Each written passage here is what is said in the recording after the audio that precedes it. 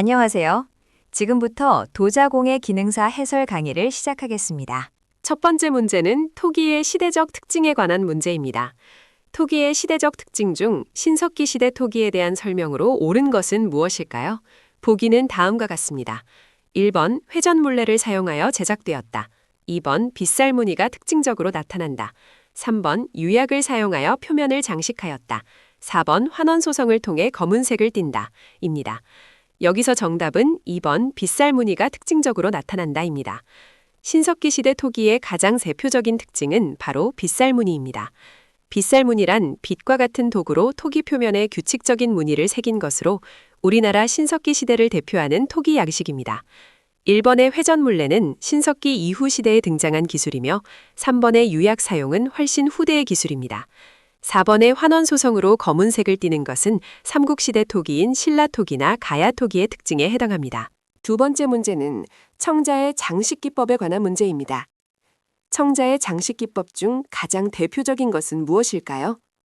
보기는 다음과 같습니다. 1번 철화기법, 2번 상감기법, 3번 분장기법, 4번 귀얄기법입니다. 여기서 정답은 2번 상감기법입니다.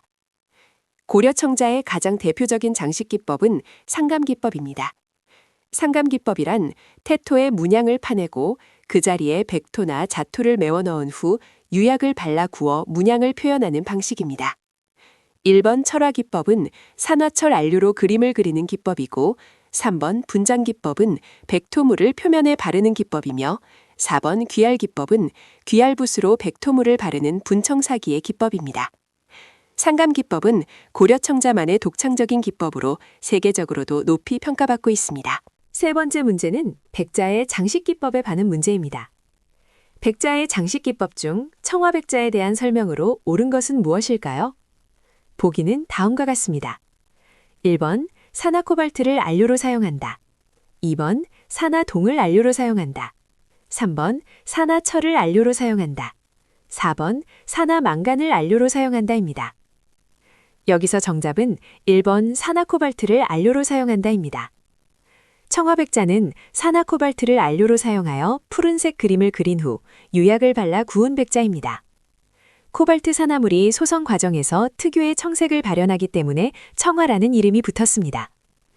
2번 산화동은 진사 또는 동화백자에 사용되어 붉은색을 내고 3번 산화철은 철화백자에 사용되어 갈색 또는 흑색을 냅니다. 4번 산화망간은 자색 계열의 발색에 사용됩니다.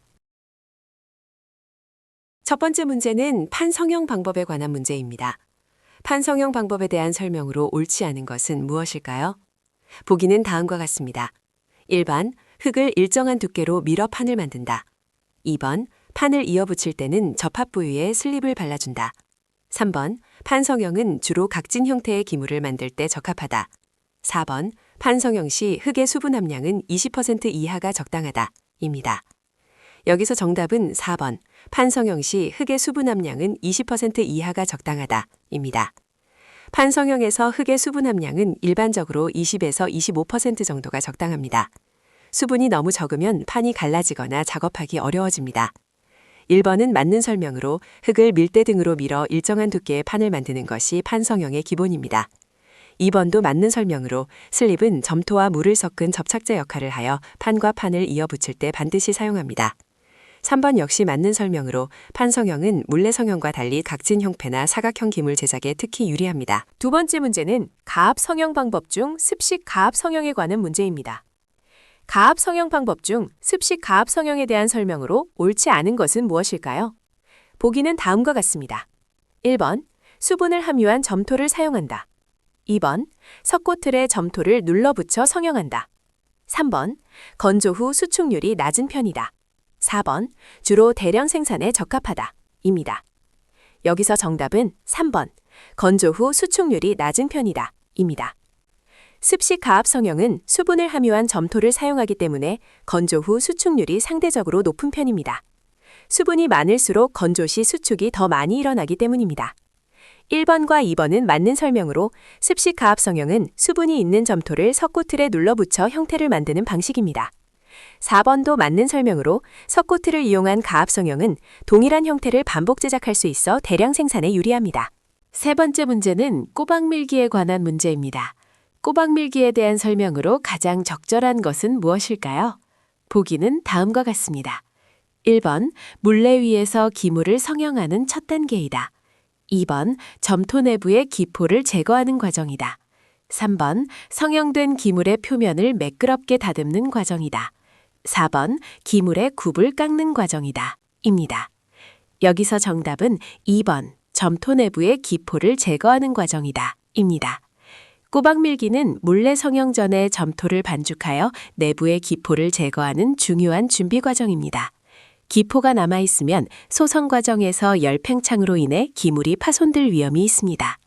1번은 물레 성형의 첫 단계인 센터링에 대한 설명이고 3번은 표면을 다듬는 리브 작업이나 마무리 작업에 해당하며 4번은 굽깎기 작업에 대한 설명입니다. 꼬박밀기는 도자 작업의 기초 중 기초로 충분히 반복해서 익혀야 합니다. 첫 번째 문제는 소성 온도에 따른 유약 분류에 관한 문제입니다. 소성 온도에 따른 유약 분류에서 중하도유의 소성 온도 범위로 옳은 것은 무엇일까요? 보기는 다음과 같습니다. 1번 800에서 1000도씨, 2번 1000에서 1200도씨, 3번 1200에서 1300도씨, 4번 1300도씨 이상입니다. 여기서 정답은 2번 1000에서 1200도씨입니다. 유약은 소성 온도에 따라 크게 세 가지로 분류됩니다.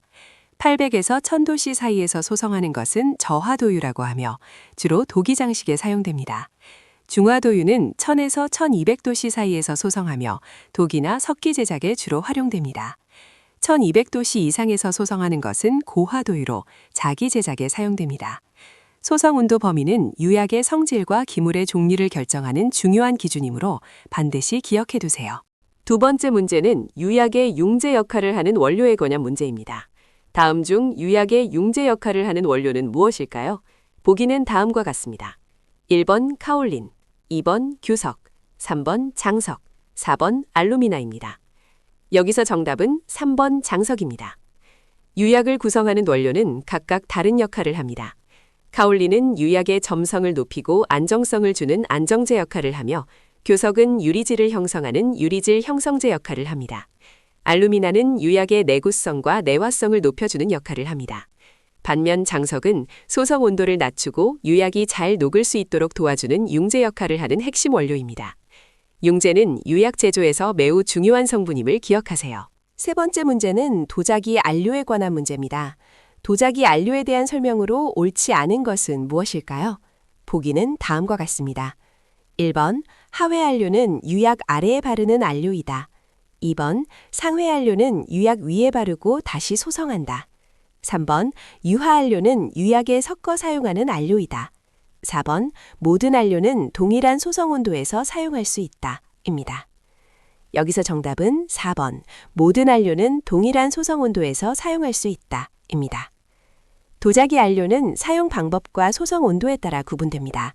하회 안료는 유약 아래에 바르는 안료로 비교적 고온에서 소성되며 상회 안료는 유약 위에 바른 후 저온에서 다시 소성합니다.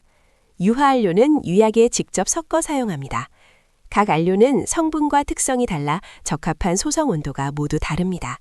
특히 상회 안료를 고온에서 소성하면 색이 타거나 소실될 수 있으므로 안료별 소성 온도를 반드시 구분하여 기억하세요. 이상으로 도자공예 기능사 해설 강의를 마치겠습니다.